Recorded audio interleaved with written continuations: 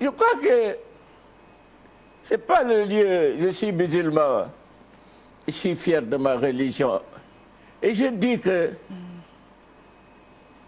l'islam a tout prévu.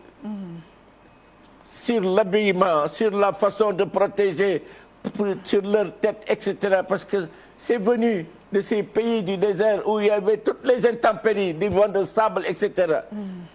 Donc, aujourd'hui, le monde entier dit qu'il faut mettre le voile devant la bouche, etc. Il n'y a que les yeux.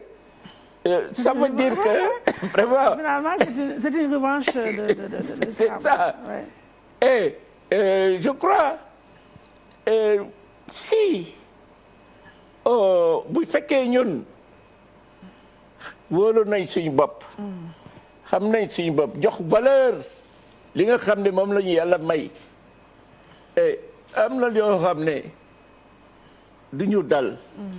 te lii bon dama yaakaar ne dinañ ci am chance parce que j'ai vu ñaari docteurs yoo xam ne commencé woon nañ soigner avec les médicaments qui avaient servi à soigner le paludisme, etc.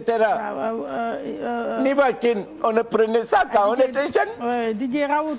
C'est la base. Et situation bi moom foog ñëpp wax. mu déglu ñëpp ñu waxtaan. D'accord. C'est pas suffisant les audiences là. C'est bien. Moi, je revendique ça depuis très longtemps, que c'est la seule solution de parler avec les autres. Mais pas dialogue social, je sais pas quoi. Alors, où des gens qui ne savent pas de quoi on parle, qui viennent dire c'est le chef, etc. Et ensuite, bon, bref, ils n'ont qu'à continuer. Mais je dis, la consultation est une très bonne méthode. D'accord.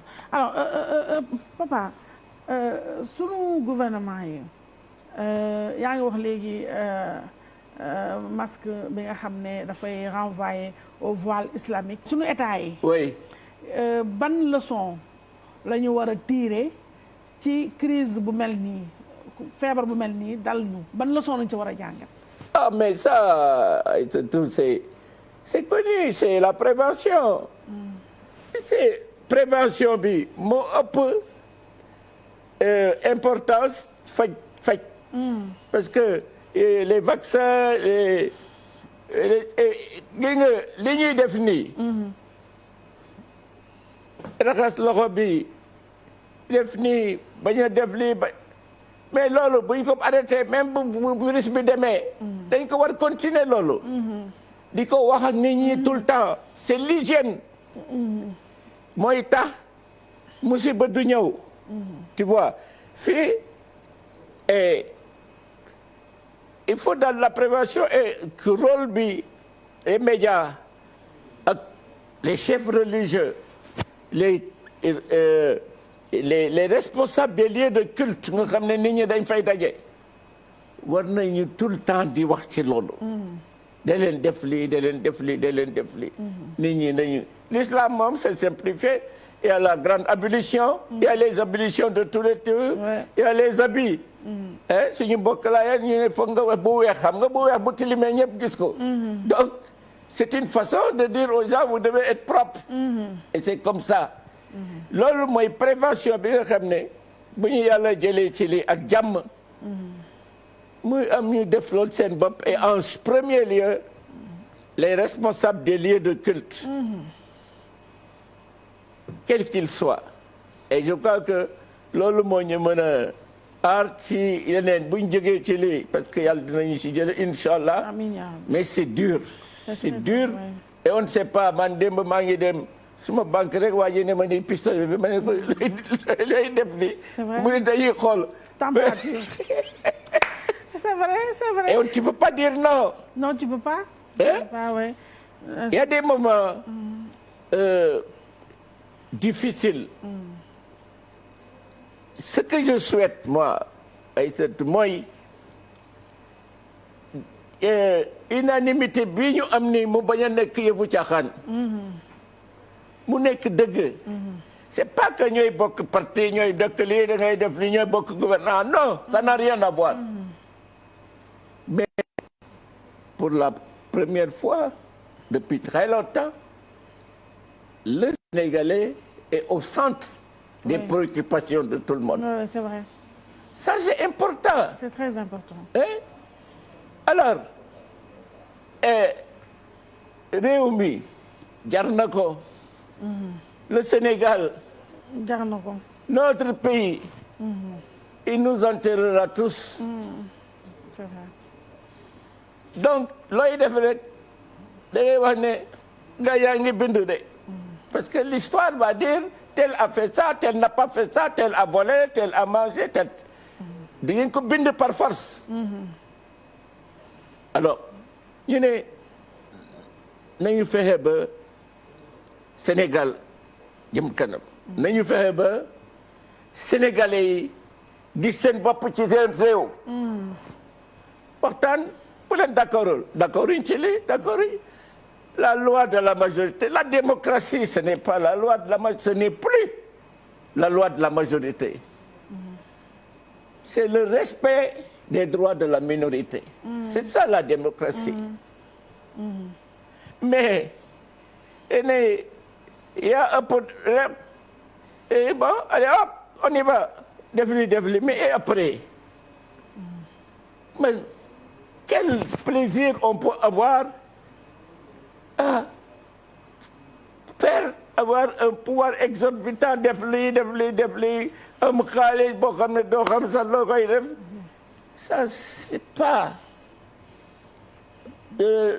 kenn sant la ko. nit ñi daal jaaxle nañ.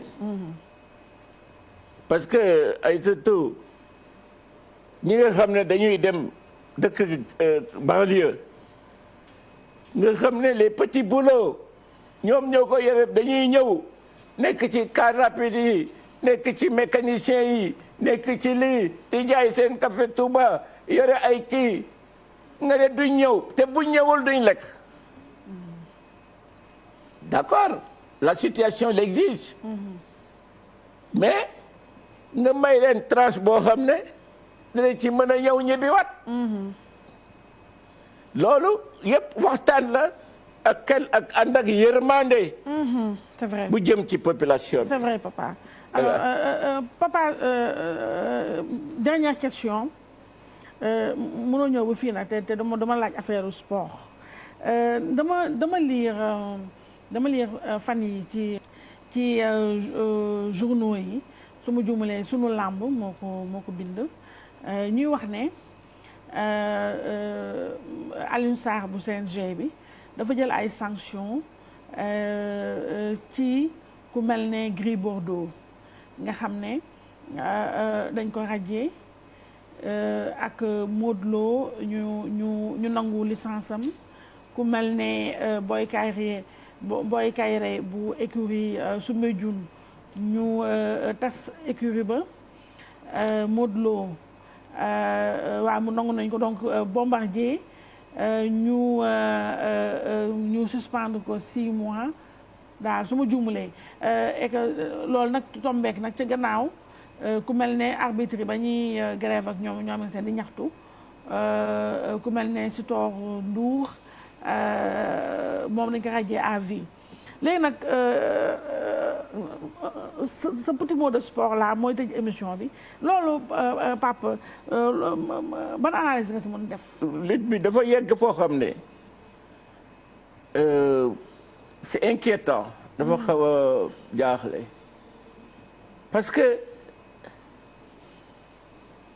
man j'aime bien le président du CNG Alioune Sarr beaucoup de personnes l'aiment bien hein. mais bu ñu ma laajee dem naa wax li ma xalaat te du ma tudd nit sama yoon nekku ci waaye sport bi moom lutteurs yi yëpp xam nañ ne sonn nañ am na une vingtaine de gens yoo xam ne ils s'engraissent pendant les autres ont des problèmes. Tu te rends compte xam nga la loi la charte des sports au Sénégal est claire. Le sport sénégalais est organisé en club, ligue, fédération. Au cas où il y a des difficultés dans une discipline, on met en place un CNG provisoire en attendant de mettre en place la fédération. Ça fait 24 ans. mais nag Pape foofu am nga fa responsabilité parce que yow nekkoon nga ministre des sports pendant 3 ans te taxul nga tas CNG bi Papa. Oui, je réponds. waaw pourquoi tasoo CNG bi tam ba nga Je réponds. oui. Parce que à l'époque, les gens, et je crois tous les ministres qui sont passés, c'était pareil. bu gars yi lamb ji neex na ñëpp kon ñu ñëw ñu ne waa defalaat ñu CNG ñooñu di ko wax ñoo waroon a dem def assemblée générale def seen fédération ñu ñëw ne lii la ñu bëgg. Tant que c'est comme ça tu tolères, tu dis ça marche, on n'a qu'à considérer comme une fédération puisque y a pas de problème. Mais bu ñu demee ba mujj ñëpp ku ñi naan d'accord ñu lutteurs yi ne d'accord ñii ne arbitre yi ne lii nii ne nii ñu toog bu boobaa nag da ngay wax ne léegi nañ def comme toutes les autres disciplines ñu def fédération. loolu rek la c'est-à-dire il faut pas s'accrocher parce que affaire bi normalement y a rien à gagner mais kooku xam nga ci jëmmi jamono dinañ ci waxtaan à la télé ou entre nous jot na pour ñu régler problème boobu. alors Papa sa émission jeex na mais sànq dama la ba ñuy commencé dama la ne amuloo parti amoo mouvement amoo dara léegi yow. déet ba ma ko waxatee ma porte le plainte.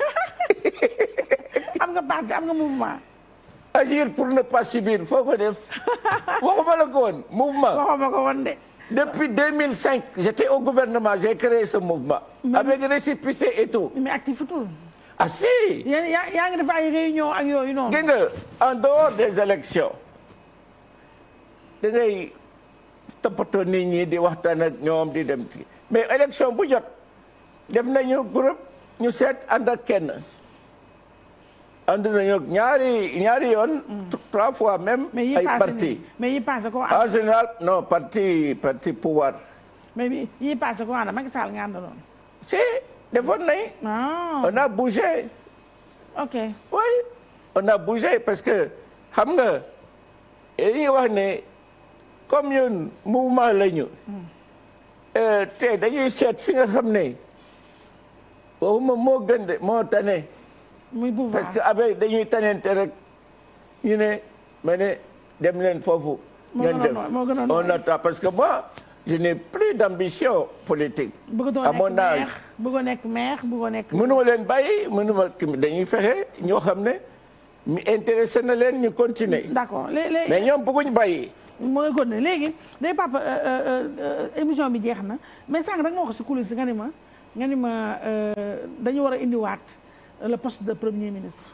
dañu war ñëwaat. waaw poste premier ministre dafa war a ñëwaat sànq loolu nga ma wax fii ci suuf. ah oui dafa war dellu si. ah ndax la waxaat. non tout le monde sait que il y a quelque chose qui manque. Même lui moi je connais un peu le président on a travaillé ensemble. et